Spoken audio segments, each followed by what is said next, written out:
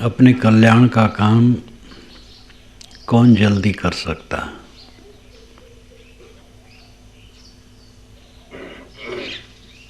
जो अच्छी तरह से समझ ले और जिसमें तीव्र वैराग्य हो। बहुत दिन बीत जाने पर भी वैराग ठंडा है तो काम नहीं होगा। थोड़ा ही दिन हो, वैराग तीव्र है तो काम होगा।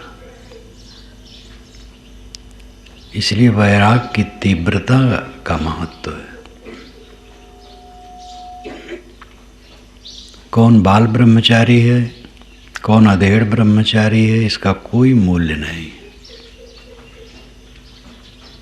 वर्तमान में कैसा है? श्री काशी साहब का जीवन हमारे सामने है। श्री काशी साहब महाराष्ट्र में जन्मे थे।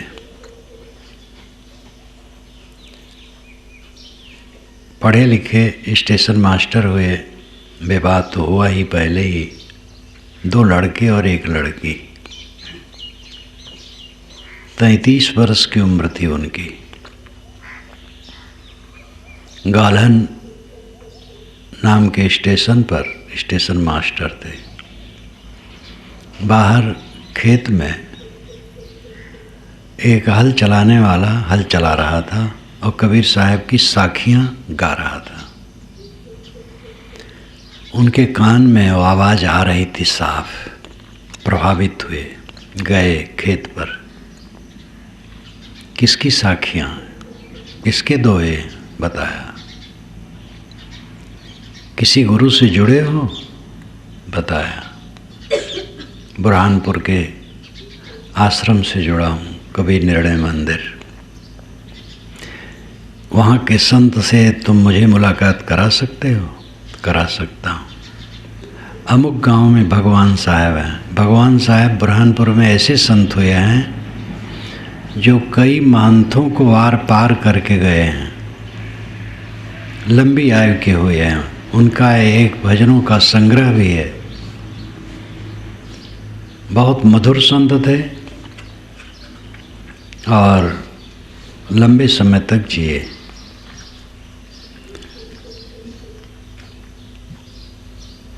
वो एक गांव में थे। वो किसान ले गया उनको, मुलाकात करवाई, सिद्धांत का परिचय हुआ और फिर जो उस समय उपलब्ध था ग्रंथ, कॉपी में रहा होगा, जैसे भी रहा होगा, उन्होंने पढ़ना गुनना शुरू किया।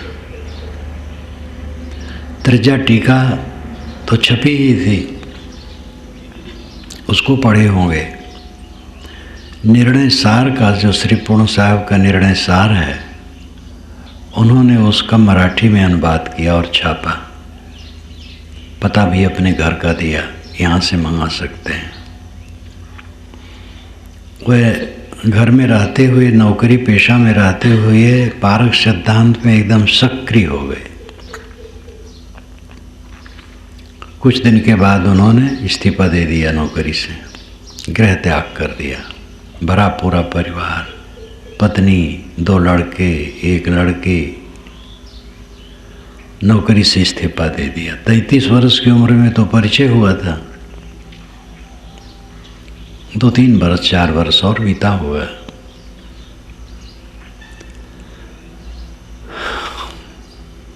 फिर वो विरक्त हो गए, बुरहानपुर चले गए, वहाँ रहने लगे। दीक्षा तो घर में रहते रहते हो गई थी श्री राम साहब से। उस समय पुरुषोत्तम साहब गद्दी नसीन थे। श्री राम साहब से उनकी दीक्षा हो गई थी, जो भक्ति की दीक्षा है।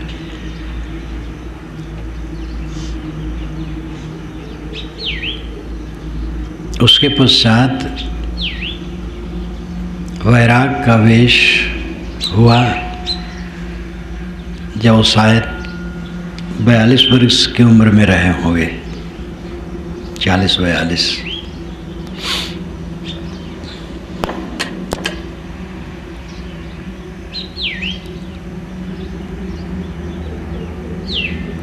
उन्हें अधिकार पद दिया गया, अधिकारी का काम वो भी उन्होंने किया। नरोत्तम साहब महान थे, उनका शरीर छूट गया। उसके पश्चात इनको महांती का चद्दर भी दिया गया, वो भी उन्होंने स्वीकारा और शायद 4 वर्षों तक गद्दी पर रहे।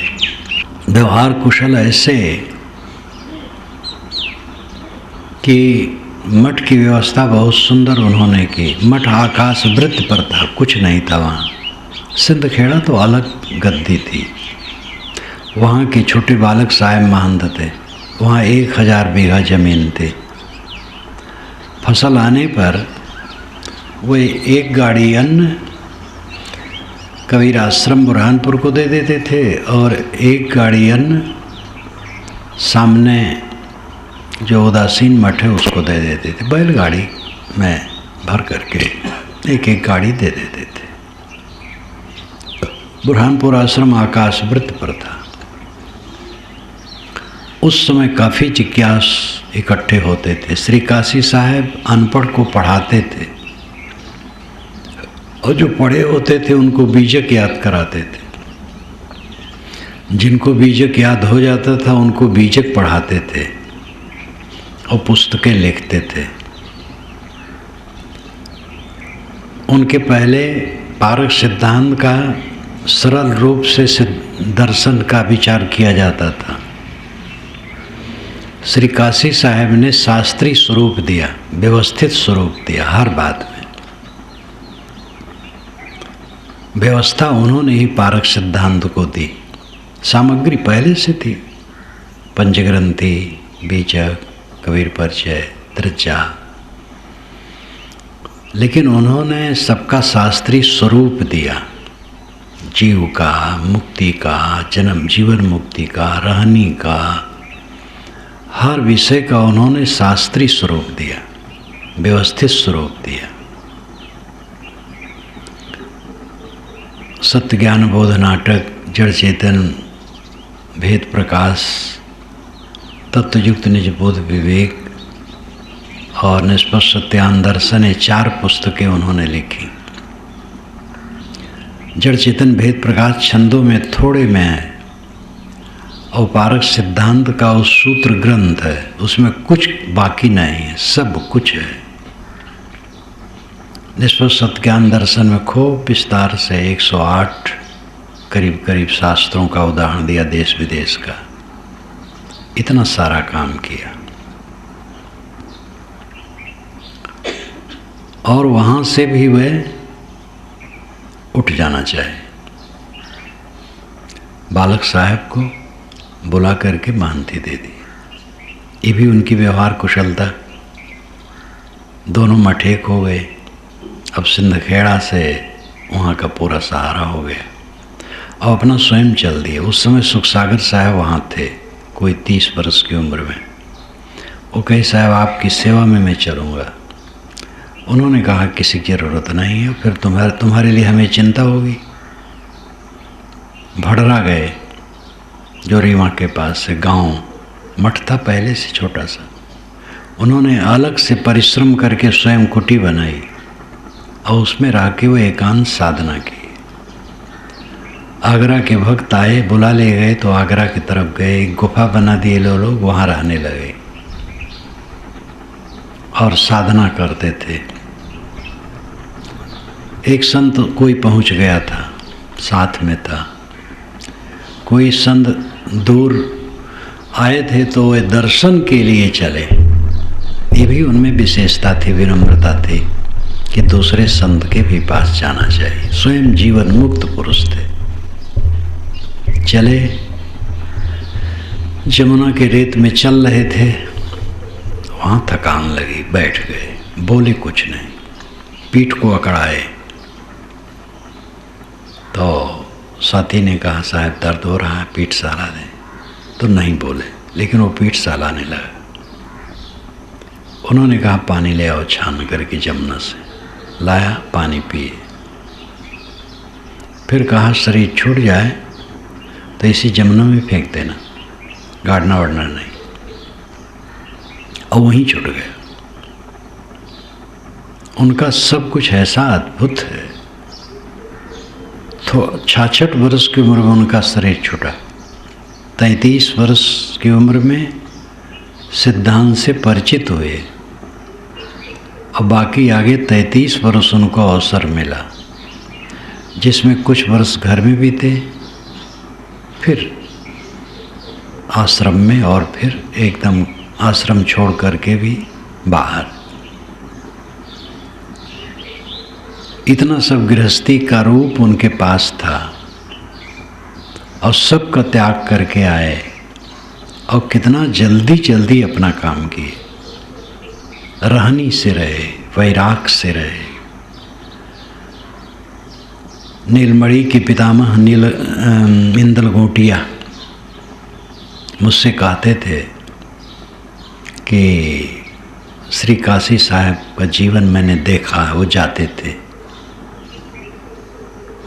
एकदम जैसे आग के गोला थे, जहाँ बैठे रहते थे आग के गोला।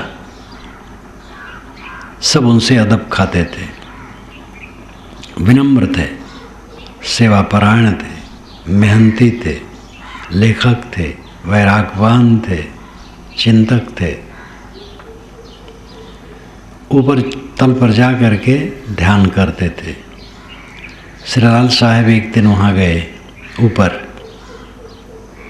ध्यान में बैठे थे। तो श्रीलाल साहब कहते हैं, साहब किसका ध्यान करते, कोई अनुमान कल्पना मन लगाते हैं। अपना उनका लड़कपन, वैसे बहुत लड़के तो नहीं थे, जवान रहे होंगे। श्री काशी साहब कुछ नहीं बोले, तो ध्यान में थे। जब वहाँ से उठे आए तो कहे, कहाँ है लालदास, बुलाओ। सामने आए तो डांटा, कहा हनुमान में ध्यान करता हूँ, चित्तवृत्त का निर्वाह करता हूँ, स्वरूपस्थित का अभ्यास करता हूँ।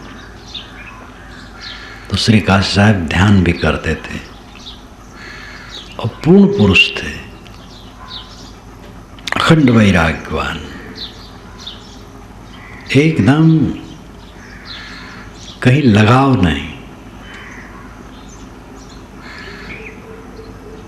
तो बाल ब्रह्मचारी और अधेड़ ब्रह्मचारी का कोई मतलब नहीं होता है। श्री पूर्ण साहब बाल ब्रह्मचारी थे और वैराग्यवान थे, अखंड वैराग्यवान थे। श्री काशी साहब गृहस्थी का बहुत समय बिता करके गृहस्थी में आए थे और अखंड वैराग्यवान थे। वर्तमान में कोई चलता कैसे है, बचपन से ही निकल आया और ढील ढाल है, तो क्या कर सकता है।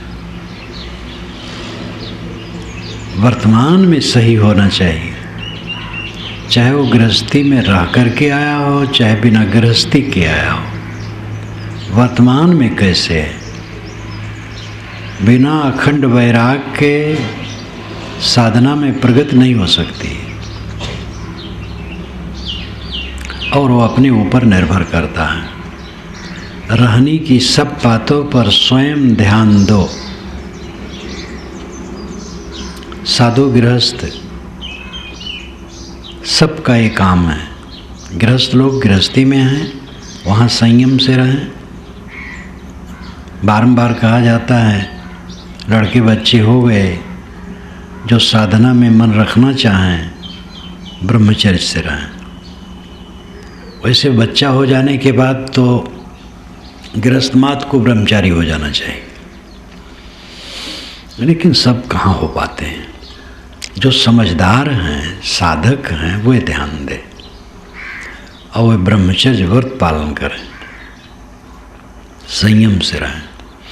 गृहस्थी में गृहस्थी काम जो है, अब उनकी जिम्मेदारी देखते हुए अध्ययन, ध्यान, चिंतन, ये सब में मन लगावें जोर से, तब प्रगति होगी। जो विरक्त हो गए हैं,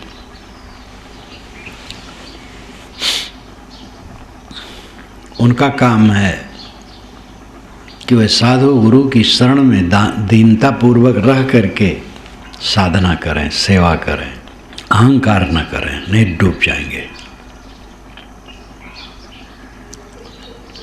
नौजवान साधुओं को तो अकेले घूमना ही नहीं चाहिए।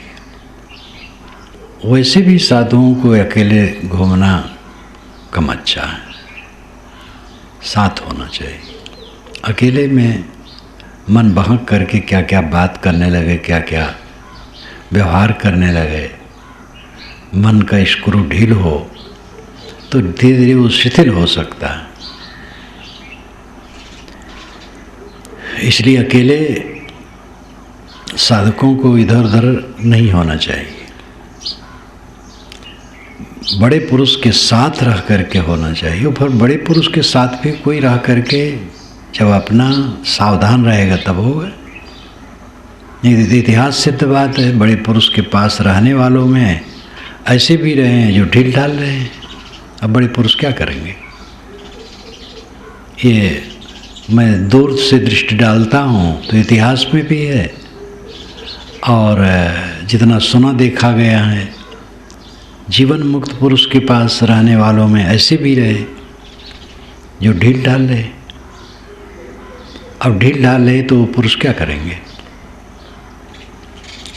जब तक स्वयं अपने को न कसोगे तब तक कोई कृतार्थात्मा पुरुष ही हो तो क्या करेगा? वो कुछ नियम दे सकता है, जो जान पाएगा, समझ पाएगा, उस पर नियम देगा। लेकिन मन तो अपने पास है, ईमानदारी अपनी होनी चाहिए। किसी के मन को कोई नहीं जानता है, किसी के व्यवहार को कोई नहीं जानता है। हम यहाँ बैठे हैं, अपने कमरे में बैठे हैं, साधु ब्रह्मचारी साधिकाएं जगह जगह सेवा में हैं, काम में हैं, बिस्तर पर हैं, आसन पर हैं। वे वहाँ कैसे रहते हैं इसका हमें क्या पता है? ये तो उन्हें होना चाहिए सचौटी से, जो नियम दिया जाता है उसमें पक्के रहें। नियम में पक्के नहीं रहेंगे तो फिर कैसे चलेगा? स्त्री और पुरुष का जो व्यवहार है साधना में, इसमें बड़ी कड़ाई की ज़रूरत है। गृहस्थ को भी चाहिए पराई स्त्री से सावधान। गृहस्थ है, दूसरे घर गया है, वहाँ अगर पुरुष नहीं है तो स्त्रियों से वो न मिले, दूर हो जाए। वहाँ के पुरुष हों तब वहाँ पर बैठ सकता है। अब फिर ज़रूरत हो तो बिला वजह नहीं। विरक्तों को स्त्री को पुरुष से, पुरुष को स्त्री से मिलने की कोई ज़रूरत नहीं। व्यवहार मात्र काम करना चाहिए। स्त्रियों से अंग छुआना साधक को, इससे परहेज होना चाहिए। स्त्रियों से अंग न छुआए। पैर छूने के विषय में तो मैं सदैव इस पर कड़ा रहा, और उस पर कुछ साधिकाएं तो नाखुश भी होती थी, लेकिन मैं समझाता था। पैर छूने के लिए तो मैं किसी से नहीं छुआना चाहता हूँ, पुरुष से भी नहीं छुआना चाहता हूँ। देवियाँ और भावुक होती हैं, तो ऐसे चरण स्पर्श के लिए भी मैं देवियों को वर्जित करता हूँ, इसकी ज़रूरत नहीं। लेकिन और सेवा भाव, जैसे पुरुष के अंग में कोई कष्ट है और ज़रूरी है वहाँ पर मालिश करना, तो पुरुष से होना चाहिए। हाथ से कर ले, और जहाँ अपना संभव न हो दूसरे से करवा ले, पुरुष से करवाए, स्त्री से नहीं। स्त्री का है तो स्त्री तो करेंगे ही, अपने में करें। साधिकाओं को भी ये ध्यान देना चाहिए। कोई साधिका किसी पुरुष का स्पर्श न करे। कोई साधु को तकलीफ है और किसी साधिका से कहता है कि यहाँ दवाई लगा दो, यहाँ सेवा कर दो, साधु मूर्ख है, वो गलत है। चाहे उसके मन में विशेष गलती ना हो, लेकिन मूर्खता है उसकी। अब अगर साधिका ऐसा करती तो वही मूर्ख है। उसे कह देना चाहिए कि आप किसी पुरुष से करवा लीजिए, मुझसे नहीं, मैं नहीं करूँगी। इसमें खड़ा होना चाहिए, ढील बिल्कुल नहीं होना चाहिए।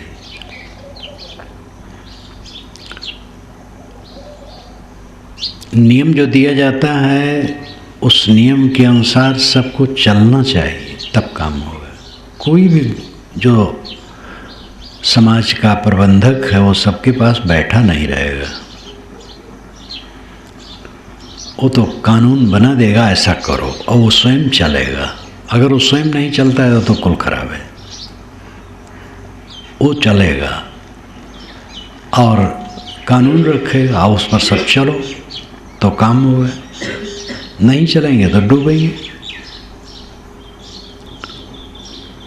जहाँ पर वैसे डूबने की बात नहीं है, लेकिन अगर नियम विरुद्ध हुआ, शुरू हुआ, तो डूबने का ही लक्षण है वो।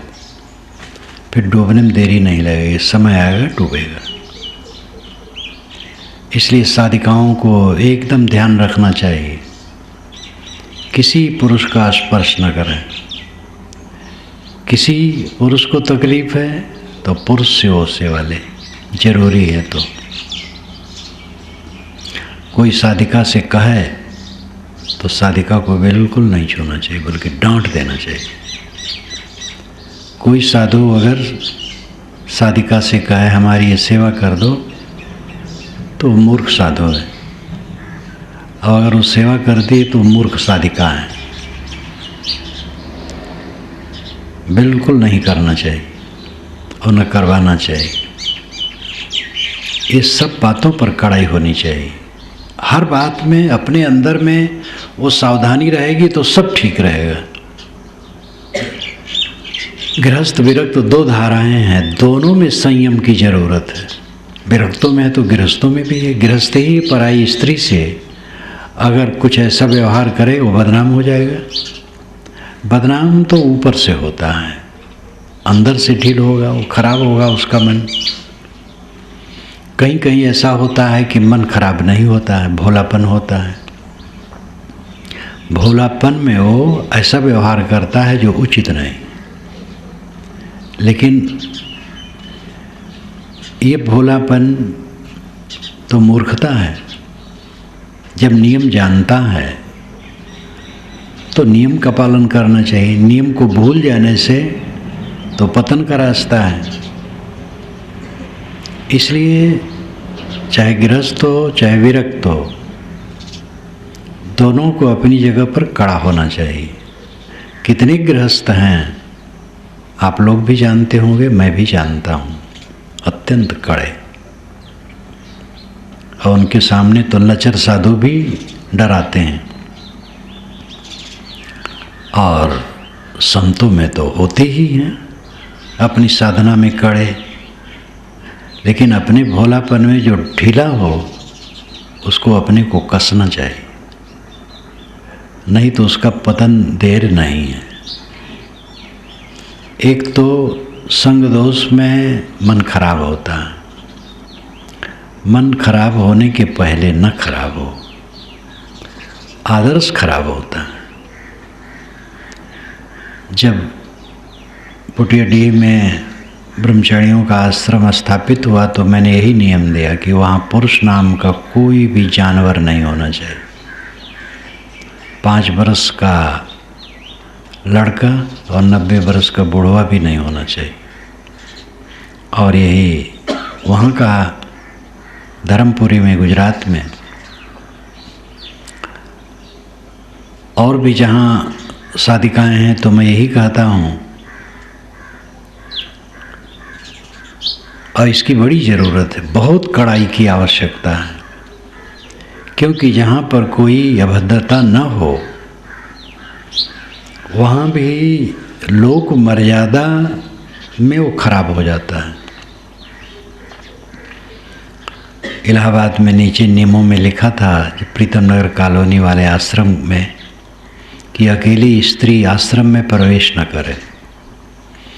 तो वहाँ की एक विधायिका, वो तो मंत्री भी हो गई थी कुछ दिन में, वकील हैं, बहुत टंटनाई और सड़क में चल दी वहीं पढ़ करके, मैं ऐसे कबीर आश्रम में नहीं जाना चाहती जहाँ स्त्री प्रवेश नहीं। तो कोई आके मुझे बताया, तो मैंने कहा बुला लाओ, तब बुला के लाए।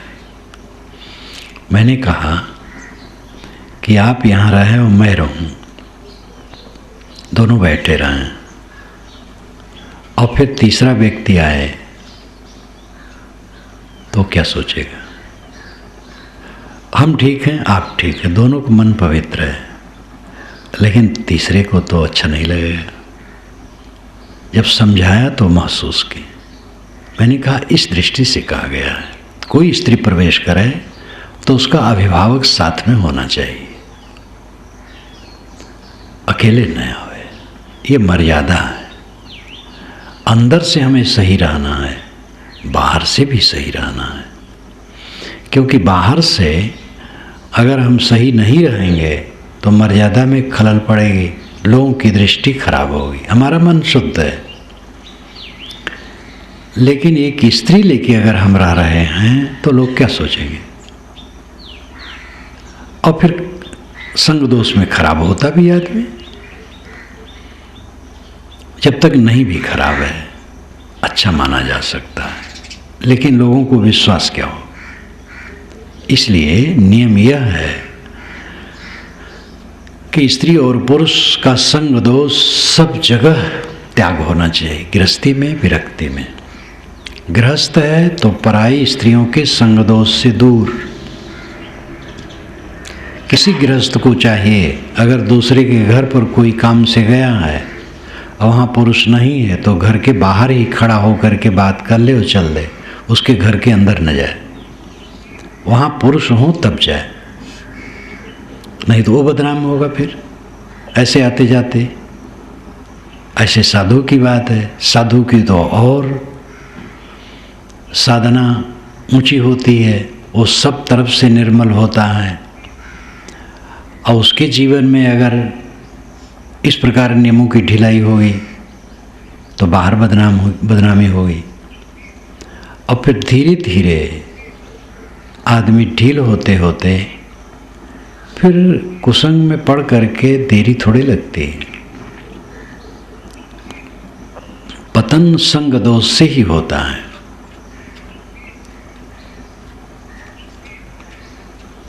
अच्छे अच्छे लोगों का संग दोष से पतन हो जाता है। पतन एकाएक नहीं होता, संग दोष में पड़ के होता है। संग दोष में बुद्धि इतनी नष्ट हो जाती है जैसे बर्फानी जगह में कोई जाए तो अगर बैठ जाए वहाँ तो ठंडा होने लगता है, और अगर वो बर्फानी ज़्यादा है और उठा नहीं तो फिर उठ भी नहीं, कुछ समय के बाद उठ नहीं पाएगा, इतना वो शिथिल हो जाएगा।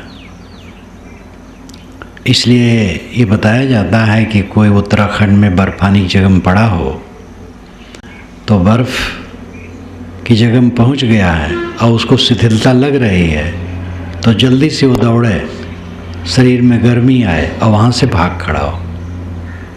अगर ऐसा नहीं होता है और बैठ गया और शिथिल हुआ और फिर नहीं उठा तो कुछ समय के बाद वो चाह करके भी नहीं उठ पाएगा, फिर वो उसी बर्फ में मर जाएगा। संग दोष का प्रभाव ऐसे होता है। जो संग दोष करेगा समझ नहीं पाएगा, समझेगा मैं प्रेम कर रहा हूँ, लेकिन वो प्रेम धीरे धीरे उसको खा जाएगा। तो साधक बहुत थोड़े समय में अपना काम कर सकता है अगर लगन से लगे तो। वो अविवाहित रहा साधक कि विवाहित रहा, नौजवानी में निकला है कि अधेड़पन में निकला है कि बुढ़ापा में निकला है, इसका कोई मूल्य नहीं। मूल्य है कि वर्तमान में उसकी वृत्ति कैसे है।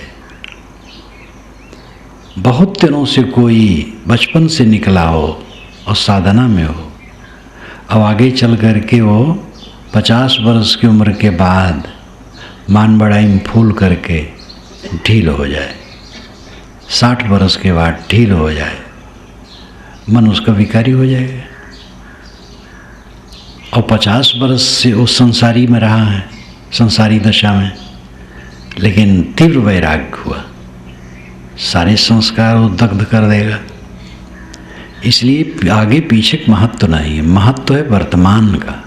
वर्तमान में कैसे रह रहे हैं, सशक्त रहो, साधु साधक सावधान रहें, अकेले घूमने की चेष्टा न करें, कोई दो होना चाहिए।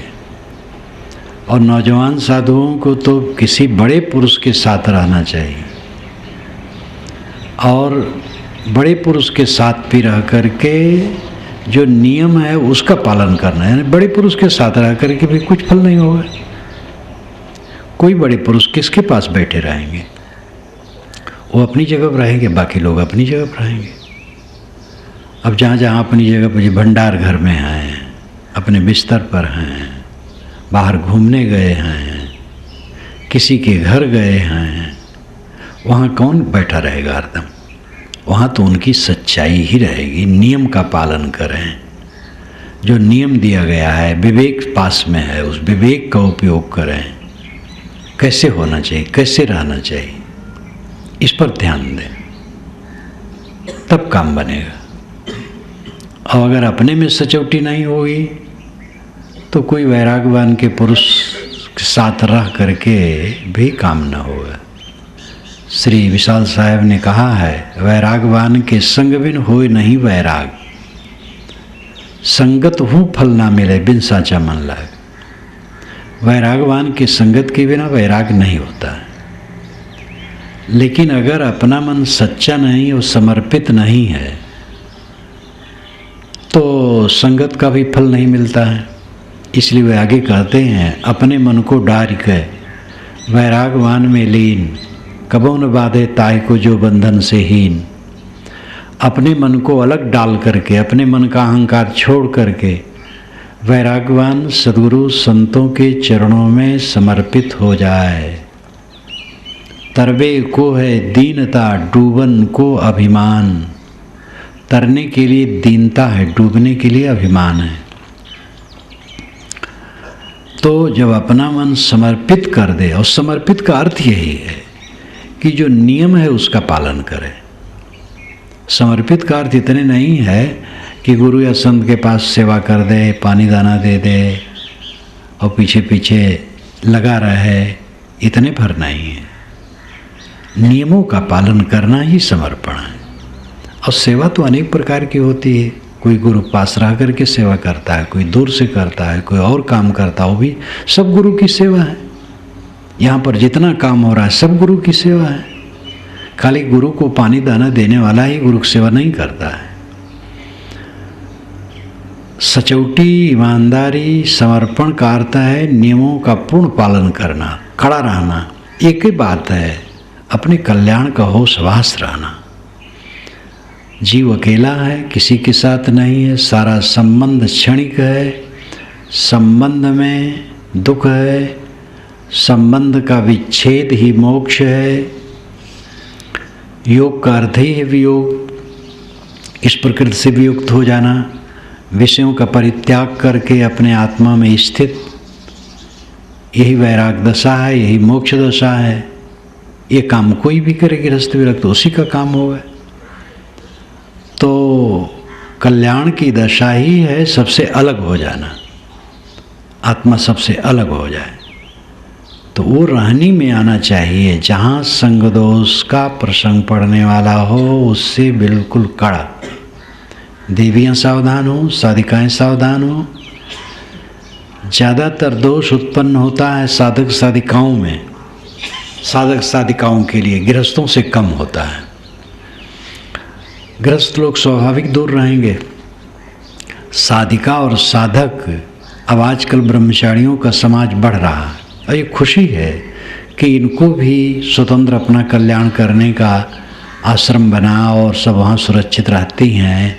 ये सब बहुत अच्छा हुआ है, लेकिन इसमें सावधानी की बड़ी ज़रूरत है।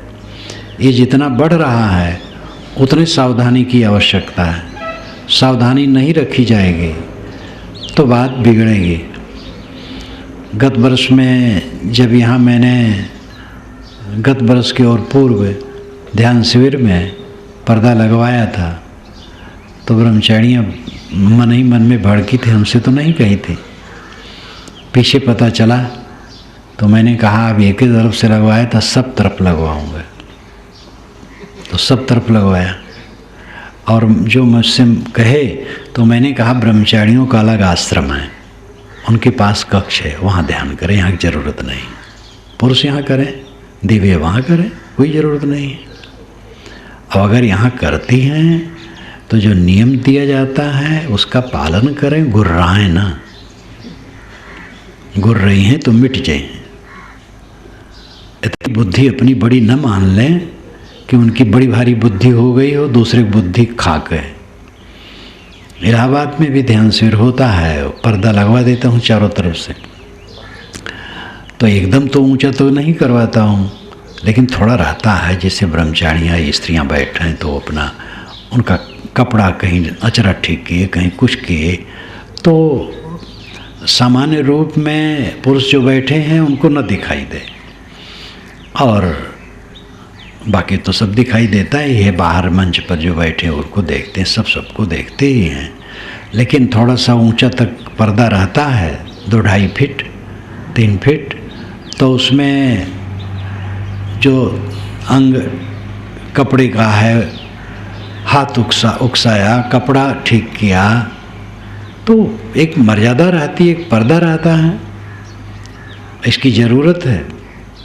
आवश्यकता पड़ने पर तो ऐसा भी किया जाता है, दूसरे कक्ष में बैठाया जा सकता है। तो ये सब को साकार रूप में लेना चाहिए, और जो नियम दिया जाए नियम पर ध्यान देना चाहिए। जो ये समाज बढ़ रहा है इसमें बड़ी सावधानी, साधु जहाँ साधुओं का समाज है चल रहा है, ब्रह्मचारियों को वहाँ कहीं कभार समय से 10 वर्ष की ज़रूरत हो कर लें, ज़्यादा साथ साथ न रहें। गुजरात में ही मैं रहा तो वहाँ पर पाल क्षेत्र में, वहाँ वो क्षेत्र है धर्मपुरी का, तो लोग चाहे, मैंने कहा बिल्कुल नहीं हो सकता है। उनसे भी मैंने कहा दिया, ब्रह्मचारियों से भी, उसके हेड से भी कह दिया कि तुम्हें कहेंगे लेकिन कहीं नहीं, एक जगह कहीं मिल सकती हो और कहीं नहीं। वो हमारी रामत अलग, तुम्हारी रामत अलग, अपनी अपनी बारात अलग अलग, बारात को मिलाने की ज़रूरत नहीं है। इसी में दोनों की इज्जत है।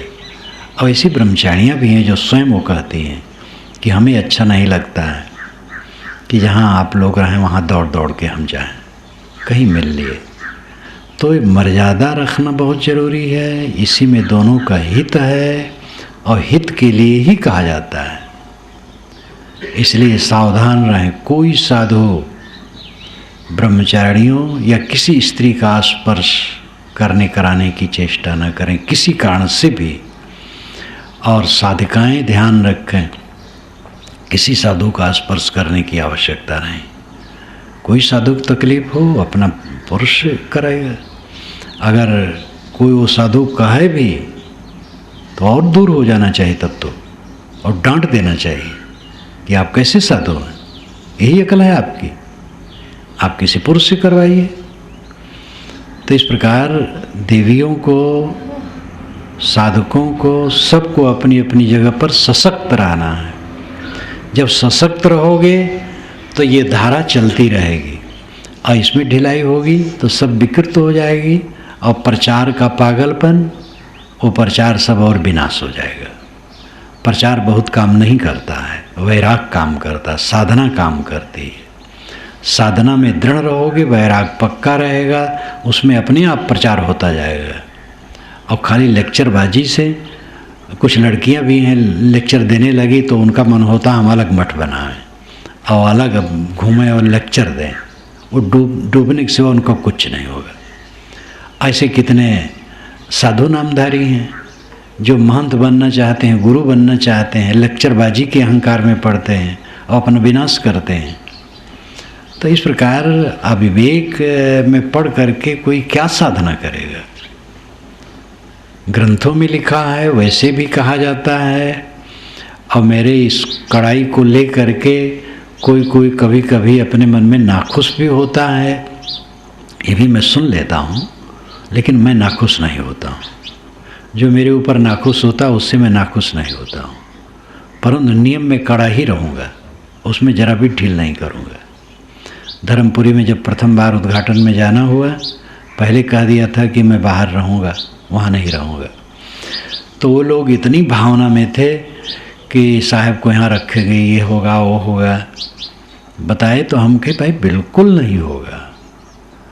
तो वहाँ के भक्त ने कहा कि साहब आखिर गृहस्थों यहाँ रहते हैं, हमारे यहाँ ब्रह्मचारियों का आश्रम में रहने में क्या हर्ज है। और वो समझ नहीं पा रहे थे, गृहस्थों यहाँ रहते हैं तो कोई गृहस्थ हमारे ऊपर हमला करने आता है, वो अपने कमरे में, हम अपने कमरे में हैं। लेकिन ब्रह्मचारियों के आश्रम में अगर साधु टिकना शुरू करें तो बहुत गलत हो जाएगा। तो आधा किलोमीटर दूर गांव में रहा। जब एक बार हुआ कि वहाँ इस समय सुविधा नहीं है तो मैंने कहा टेंट लगा दो। कहे बैसाख की गर्मी, हम गर्मी सह लेंगे लेकिन आश्रम में नहीं रहेंगे।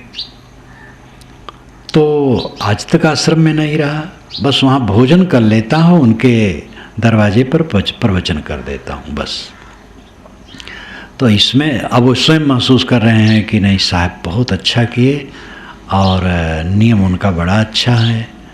तो धीरे से लोग समझ पाते हैं, सब बात तो समझ नहीं पाते हैं, लेकिन ये हिदायत बराबर दिया जाता है, लिख करके दिया जाता है। एक ही की साधिका के यहाँ एक साधु पहुँचे थे, बहुत पुरानी घटना है, 30-35 बरस या 40 हो गई होगी। वह रहना चाहे उसके घर, उसने डांटा, कहा कि साहब दूसरे घर, कहे हम तुम्हारे यहाँ हैं, दूसरे यहाँ कैसे रहें। कहे नहीं हम यहाँ पर और कोई नहीं रह सकता। तो नाखुश भी हुए, लेकिन वो कड़ी थी। ऐसी कड़ी होनी चाहिए, सब साधिकाओं को कड़ी होनी चाहिए। पुरुष मात्र से दूर, वेशधारियों से दूर, ऐसे वेशधारियों को चाहिए, ऐसे गृहस्थों को चाहिए, स्त्री और पुरुष सबको। नैतिकता अंदर से और बाहर से मर्यादा दोनों में पूर्ण होना चाहिए। बाहर की मर्यादा भी व्यवस्थित रहे और अंदर की नैतिकता भी पक्की रहे। कहना मेरा अधिकार है, स्वयं चलना मेरा अधिकार है, लिख भी दिया जाता है। अब जो पालन करेंगे सुखी रहेंगे, नहीं पालन करेंगे दुखी रहेंगे। बस।